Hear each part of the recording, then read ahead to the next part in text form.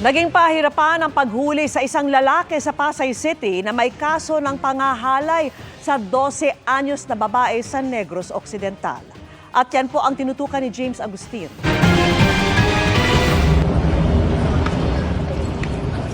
Nagpupumiglas pa kaya nahirapan ng mga operatiba ng Batasan Police Station na padapain ng lalaking ito na target ng warrant of arrest para sa kasong statutory rape.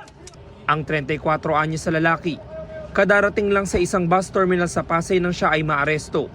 May nakuha pang baril sa kanya na kargado ng mga bala.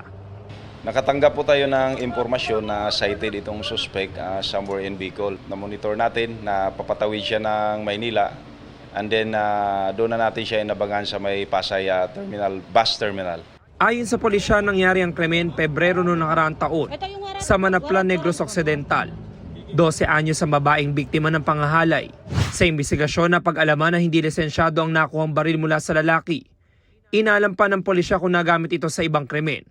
Ipapakross-match din po natin yan doon sa mga areas kung saan siya nanggaling na mayroong mga reported shooting incident. Inihanda na ang mga dokumento para sa return of warrant sa kasong statutory rape na kinakaharap na lalaki. Kaugnay naman sa nakuhang baril, maharap siya sa reklamong paglabag sa Comprehensive Firearms and Ammunition Regulation Act. Wala ko masasabi kasi hindi ko rin alam yan. Para sa GMA Integrated News, James Agustin, nakatuto, 24 oras.